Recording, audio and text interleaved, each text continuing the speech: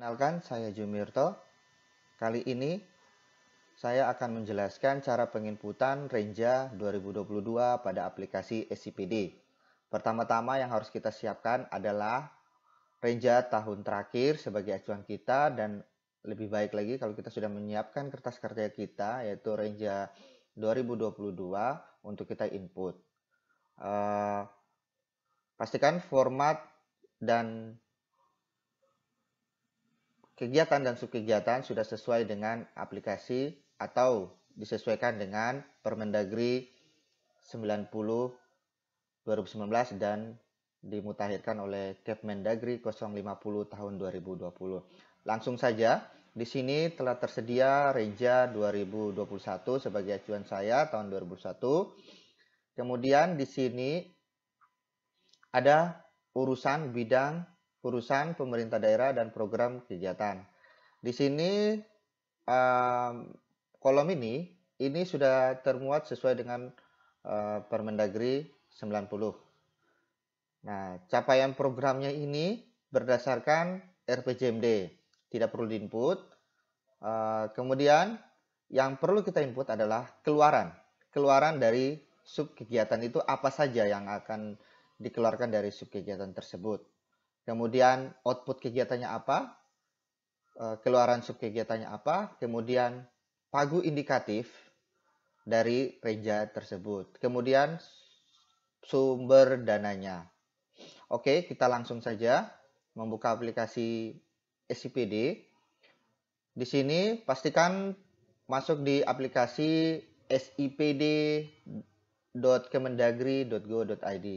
Nanti akan diarahkan hingga menjadi ke Kepulauan Yapenkap sipd.kemendagri.go.id. Di sini ada 3 menu, kita pilih di Sistem Informasi Pembangunan Daerah.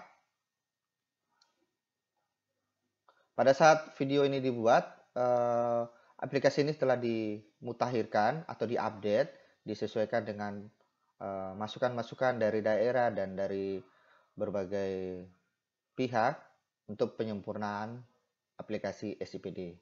Kita dapat mengklik perencanaan pembangunan daerah. Kemudian dalam menginput Renja, akun yang kita pakai dalam menginput Renja adalah akun pejabat eselon 3 atau setara dengan kepala bidang atau kepala bagian. Jadi yang kita input adalah kepala bidang atau kepala bagian atau eselon 3. Di situ kenapa harus eselon 3? Karena dia mempunyai bidang dan memasukkan kegiatan dan subkegiatan di bidangnya masing-masing. Kita salah satu akun.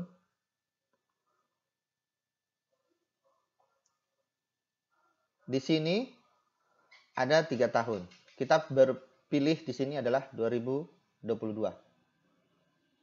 Kemudian pilih RKPD karena proses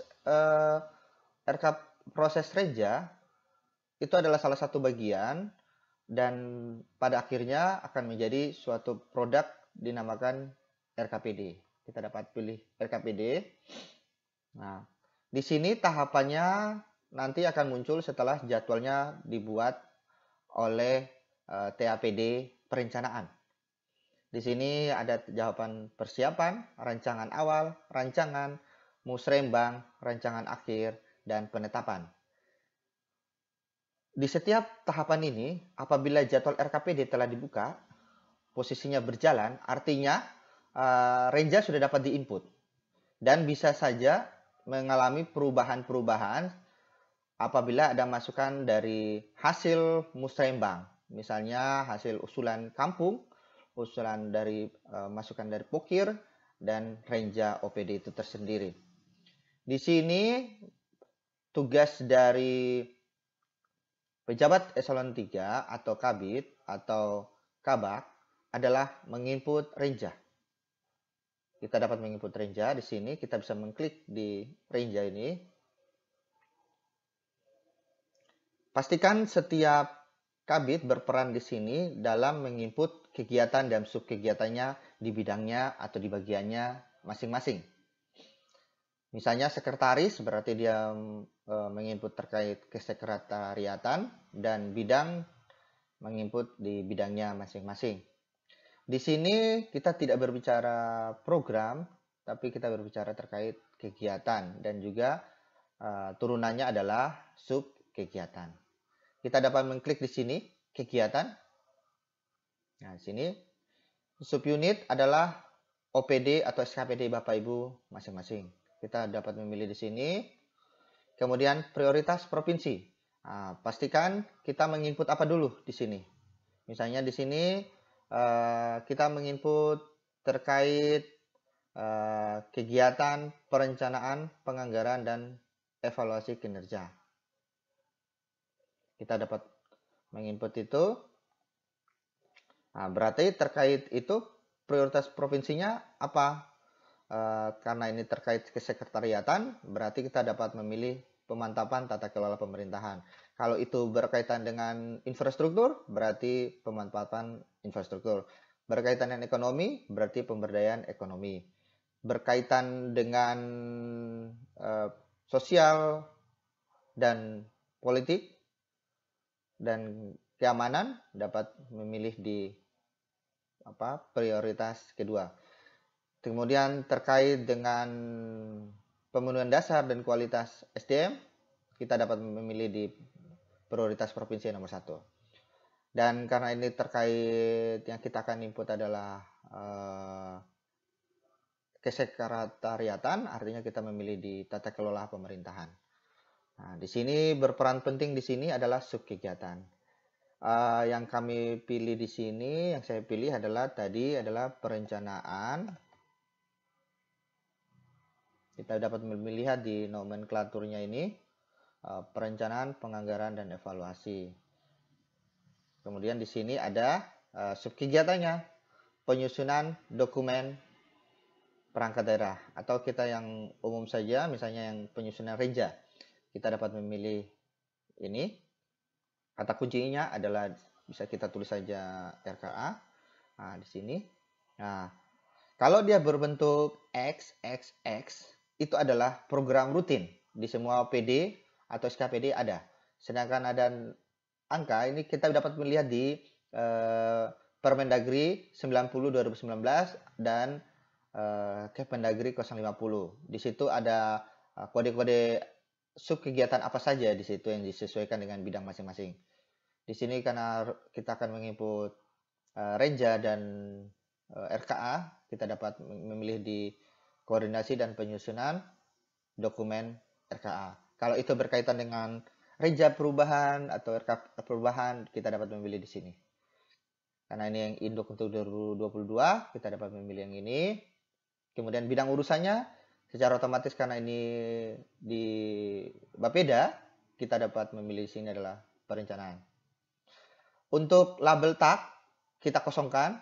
Nah, di sini adalah sumber dana. Sumber dana kita bisa melihat di renja kita. Itu sumber dananya apa? Di sini adalah dana alokasi umum. Kita dapat memilih dana alokasi umum.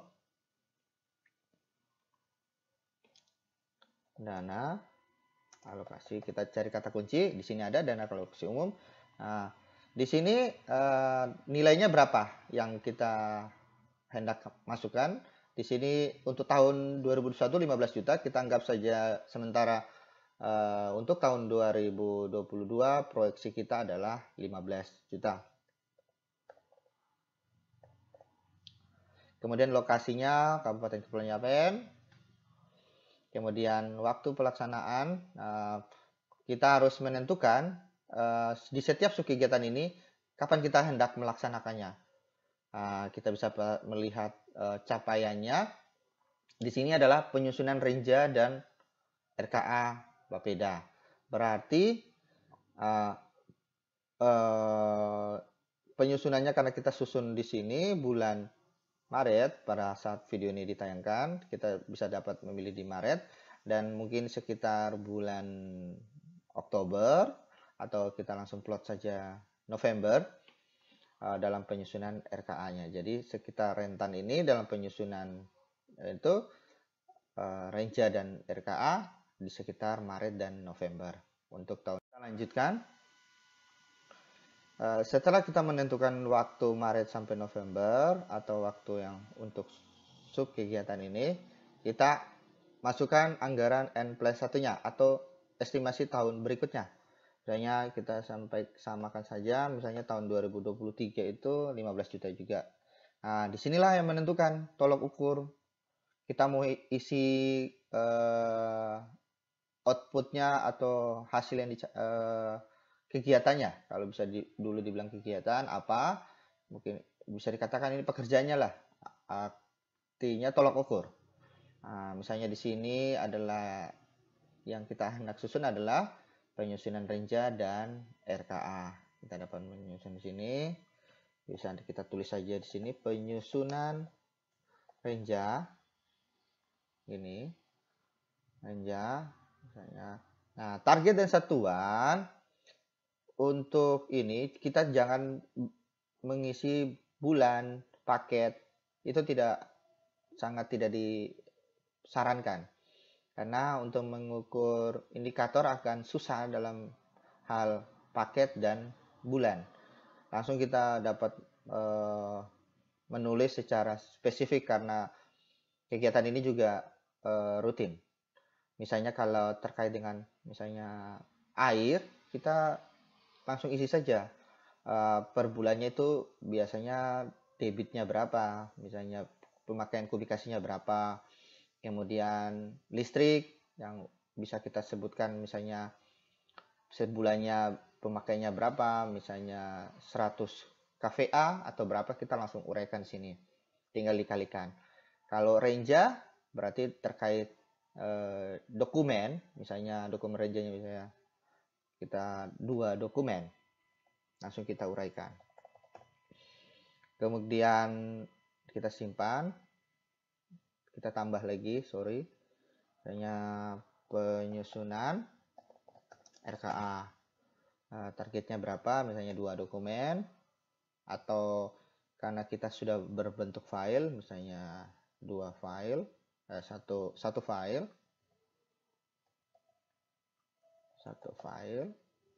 di sini juga bisa 1 file.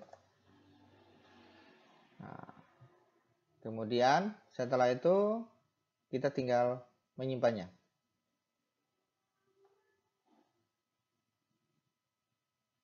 Oh ini ini berarti sudah diisi di dalam sini.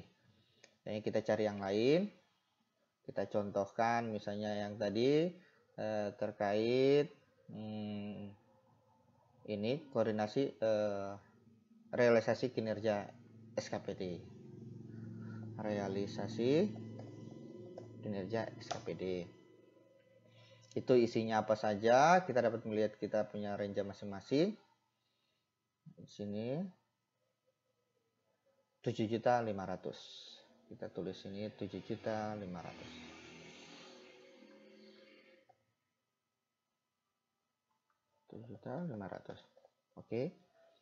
Kemudian ITR akhir tahun berarti kita bisa milih di misalnya Oktober sampai Desember. Kemudian di sini kita dapat mengcopy saja.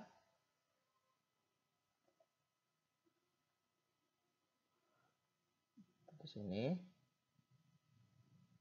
Nah, sini penyusunan laporan capaian kinerja. Oke, kita dapat simpan.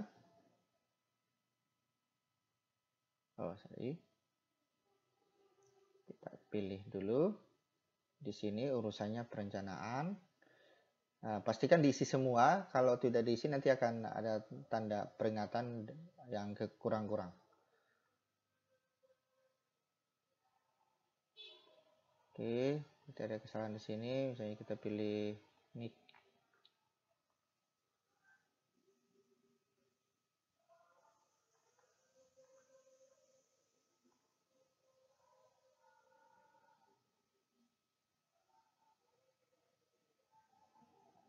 Lagi kita lanjutkan.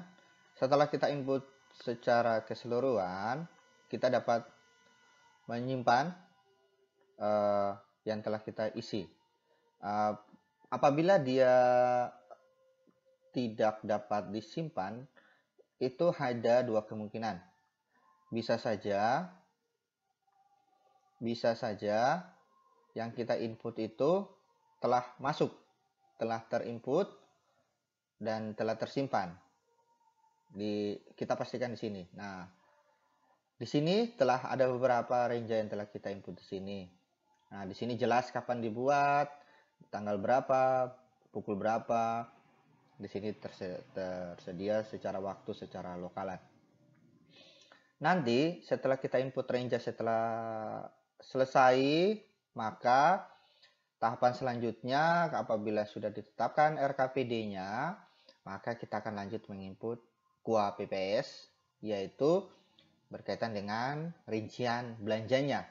Nah, pada saat tahapan itu nanti, secara singkat saya jelaskan lagi, kita bisa men-set operator.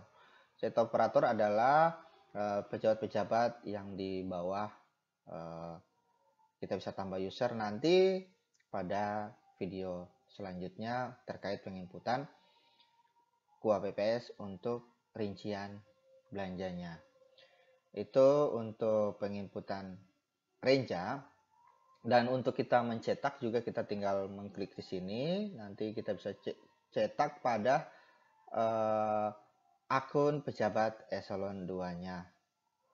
Itu adalah tata cara penginputan renja di dalam aplikasi SPD, dan semua yang ada di aplikasi SPD inilah yang sebagai data dasar atau data sah dalam proses perencanaan. Demikian video kali ini, semoga bermanfaat dan kita bertemu di video selanjutnya. Terima kasih.